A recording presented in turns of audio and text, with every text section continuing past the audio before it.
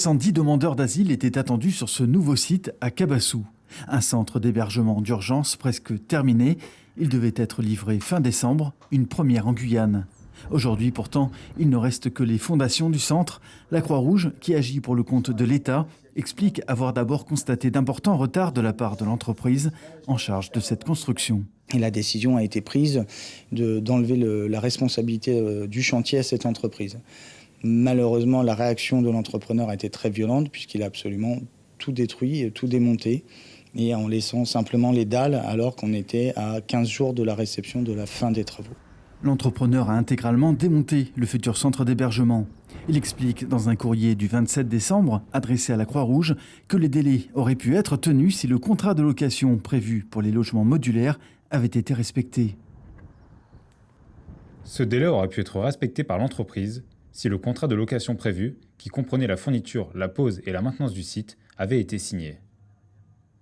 Avec un contrat de location signé, j'aurais pu mobiliser du préfinancement, un prêt, une avance de trésorerie ou des subventions. Il y avait une part de location qui aurait dû être prévue pour lui et qui effectivement n'est pas donnée en location, aurait dû être payée, mais la plus-value espérée en tous les cas sur l'opération n'était plus au rendez-vous de ce fait. La préfecture rappelle qu'un centre d'accueil de nuit provisoire d'une 50aine de places destiné aux demandeurs d'asile est en service depuis le 8 février à Cayenne. Pour relancer la construction du site de Cabassou, la Croix-Rouge échange avec les services de l'État afin d'augmenter le budget prévu. Ce financement est calibré selon les besoins. S'il y a une nécessité de financement supplémentaire compte tenu des flux de demandes d'asile, ça fera l'objet d'un échange entre les services de l'État et la Croix-Rouge.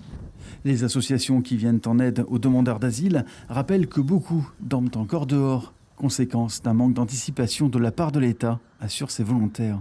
Nous, on demande depuis longtemps une augmentation des places d'hébergement et une meilleure qualité de l'accompagnement. Et aujourd'hui, on est dans la réaction. Et le problème, c'est que quand on se retrouve face à des imprévus comme celui-ci, là, du démantèlement, c'est des personnes qui se retrouvent à la rue et qui ne sont pas prises en charge et qui sont pourtant en grande situation de détresse.